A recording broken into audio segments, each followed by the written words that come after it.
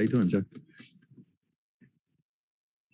Hey, Frank. Obviously, you're quite familiar with Caruso's game, and he started last night. I just wondered what you've seen from him and what stands out the most from your time together.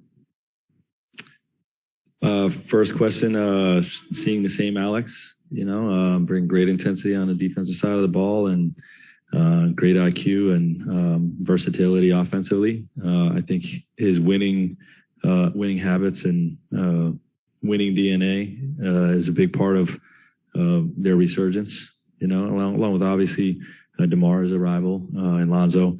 But, him being a winning player, I think has contributed to their strong start. And what sticks out in terms of, my experience with him, we won a championship together, he's one of my favorite guys that I ever coached. And, always going to be rooting for him when he's not playing against us. And then, Frank, you've obviously been trying to figure out your own lineups with guys in and out. Chicago's a little bit shorthanded, so they've been quite small too. How much do you think about just what you guys want to do versus the matchup? Yeah, you always measure both. I'm in a place right now where I feel like offensively we need AD at the 5. So we're starting the same way. But, obviously you measure, the matchup of that game, with every time you make a lineup decision. So we're still game to game with it, but that's how we're starting tonight.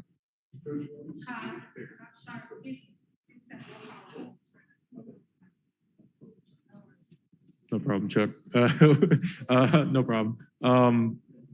Just you've had it seems like once a season a tough conversation with one of your centers about rotation decision things. I was wondering, how did that go with DeAndre? Obviously, he's still on the sideline and seems to be supportive. And then, are there instances where DeAndre is going to play without starting potentially? Yeah, I mean, we want to keep. We don't want any rotation guys to go too many consecutive DNPs. You know what I mean? We want to keep everybody fresh. The conversation was simple. This is something that's best for our team right now, and everybody that's in the Lakers uniform this year signed up for a role to come in and do whatever the team needs and sacrifice when necessary. So it's as simple as that. Frank, the other day I saw Koenig Nunn out on the court doing some work. What's the status report for him right now? How's he progressing? Still a ways away. I don't have a specific update on him, but still a ways away. What to do a few things? Yeah, we're it's part of the build-up.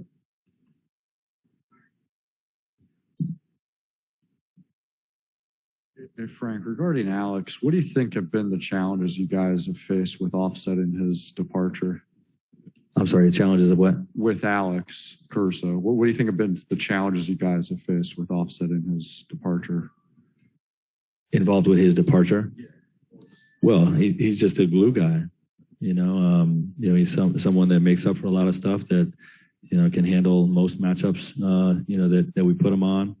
And, the intelligence piece, of him being around on a daily basis, and the toughness, quite frankly. Some guys have, talent comes up in a lot of different forms. And, one of Alex's talents is how hard he plays and how tough and how physical he plays the game and how much he hustles, and that's infectious to a group. And it's just something that, it's going to impact any team that he's going to be a part of, and is going to be missed with any team that he leaves. Hey, Frank, you called Alex one of your favorite players. Is it because of the reasons you just named? I got a lot of those. Or does it go beyond that? I'm sorry? Oh, is it for the reasons that you just named, or does it go beyond that? Like, why is Alex one of your favorite players? Well, how do you not love a guy that plays as hard as Alex Caruso does? That, represents all the right things. But this is a business, and, tough decisions have to be made with the cap, and, you love to keep all your guys every year. But it's just not always possible. You want your guys to play well enough to earn big contracts. And I don't know, just all the reasons that I said. Frank, over here. Hi. Is LeBron playing? No. No.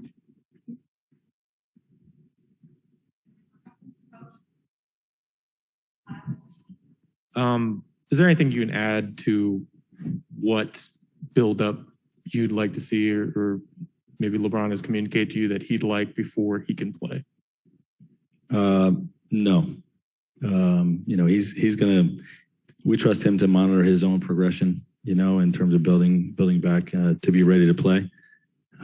So that'll be, pretty much between Mike Mancias and LeBron and the rest of the medical team. And, obviously, as coaches, we'll monitor what that work looks like.